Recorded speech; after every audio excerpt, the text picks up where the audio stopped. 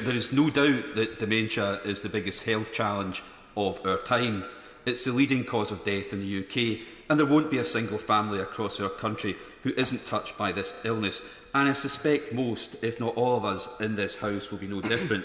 I look to my own experience with my mum, who developed the condition when she was aged around 62 or 63. My mum, Phyllis McAllister, a nursing sister and a midwife, a carer by profession, and also an unpaid carer to my late father after he suffered a stroke, until she could care no more, the carer now needing care. It's often said that it can be a postcode lottery when it comes to the provision of dementia care, both at home and then residential care. My family and I are very fortunate in that our experience was a positive one. The provision of dementia healthcare services is the responsibility of local integrated healthcare boards. That's the case across the UK.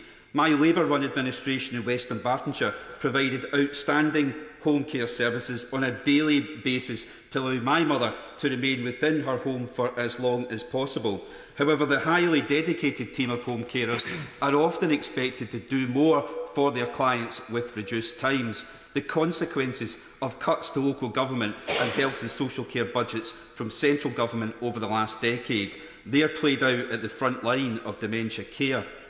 I served as a councillor at West Dunbartonshire for 21 years, and I am very proud of our record in the provision of dementia care. As an administration, we took the bold step, the brave yet correct decision that we would continue to offer local authority-run residential care homes.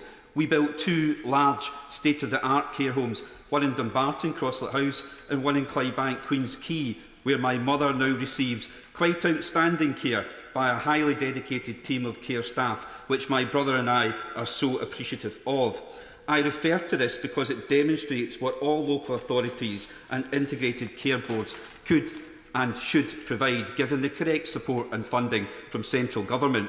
I want my UK Labour government to prioritise a society where every person with dementia receives high-quality, compassionate care from diagnosis through to end-of-life care.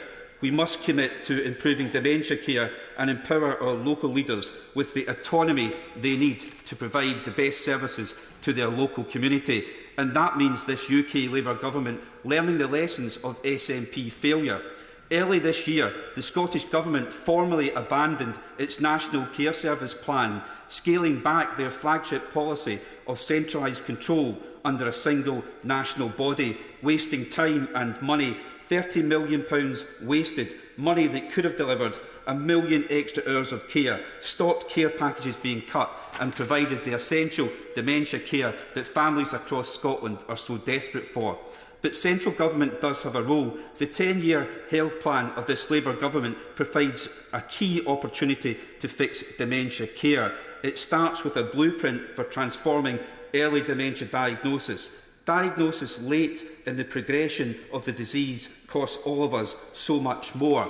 Early diagnosis is vital to ensure people with dementia can access the treatment and support they need, and our 10-year plan should include bold, brave commitments to funding and providing our NHS new groundbreaking treatment, medicines and research, including clinical trials on promising new dementia drugs. And I will conclude by urging the Minister to commit our Labour government to improving dementia care across the board: causes, diagnosis, prevention, treatment, care and support. Thank you, Madam Deputy Speaker.